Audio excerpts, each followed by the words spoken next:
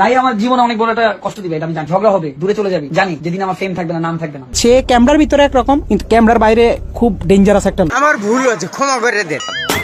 17 তারিখ লাস্ট ওই টাকা দেওয়ার পোস্টের পরই আমার সাথে মেইন ঝামেলাগুলো স্টার্ট হয়। আমারই একজন মানুষ, বন্ধু মানুষ, সে ফোন দিয়ে বললো তুই পোস্ট ডিলিট কর, এই পোস্টগুলো রাখা উচিত না, কারণ এটা সামনে অনেক ঝামেলা হবে, তোর নয় মামলা হবে। আমি বলছি এটা আমি ছাত্রদের পাশে আমি পোস্ট দিতে পারি, স্বাভাবিক। এই দফায় দফায় অনেকবার কথা হয়েছে, এই মানে 17 তারিখ থেকে 31 জুলাই এই পর্যন্ত অনেকবারই কথা হয়েছে, 17 থেকে 31 জুলাই। আর তারপরে চলে গেছে ওই যে আপনার নেট অফ হয়ে গেছে। আমি বলছি আমার পেজ এখন ওই যে জায়গায় আছে, তো ওই জায়গায় মানে নেট অফ, তার মানে আমি বাচ্চা আমি আমার পোস্ট ডিলিট করতে পারবো না, আমি এটা করবো না। মেসেজটা আসছে, it's important call for you, please receive the call, behave regards SS, মানে একটা নাম, একদম বড় ইনফ্লুয়েন্সার SS। আমি তখন ঘাবড়ে গেছি। আমি বাসা থেকে আসলে অনেকেই আমার ভাবছে আমি কই হ্যান ত্যান হাবি যাবি, আসলে আমি আসলেই বাসা থেকে পালাই গেছি।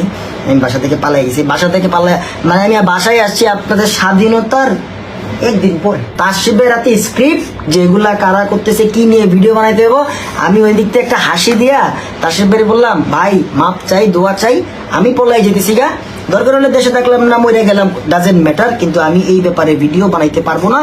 এখন আমার যদি খুঁজেও এটার মধ্যে নাই, তাসিফ ভাই বলছে আমি ওইটার মধ্যে নাই, তাসিফ ভাইও ক্লিয়ার, আমি সেটা পারবো না, তাসিফ ভাইয়ের মতো ওইখান থেকে লিভ। রাফসান আমার হোয়াটসঅ্যাপে কল দিছে, রাফসান বলতেছে ভাই আমার তো ওই উনি কল দিছে, আমি পিক করছি, কারণ আমি কি হবে, আমি তো ঘাবড়াইতেছি, আমার আম্মু ভয় পাইতেছে, জিনিসটা আমি কি করবো। আমি বলছি ভাই এইসব নিয়ে ভিডিও বানাইস না। তারপর থেকে আমার যেই ফ্রেন্ড, যার কল রেকর্ড আপনারা শান্তনু কায়সার ভাইয়ের ইত্যাদি শুনছেন, তুই কি আওয়ামী লীগ করস না? আমি বলছি হ্যাঁ করি। তুই করস না? আমি বলছি হ্যাঁ করি। এই জায়গায় তারপর এগুলা জামাত বিএনপিরা করতেছে, আমি বলছি তুই ছাত্র করে পিডা।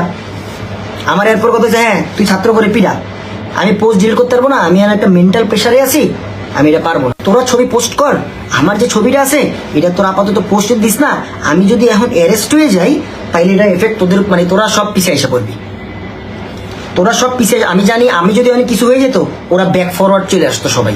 ওর নাম, আমার নাম রেড লিস্ট, আর রেড লিস্টেড, কারণ আমি ওই জায়গাতে আমি রাষ্ট্রবিরোধী, আমি হচ্ছে সরকার বিরোধী। তারপর হয়েছে আমার নামে কি আমি টাকা দিচ্ছি হয়েছে বিএনপি, জামাত, ছাত্র কি শিবির, আরো কি।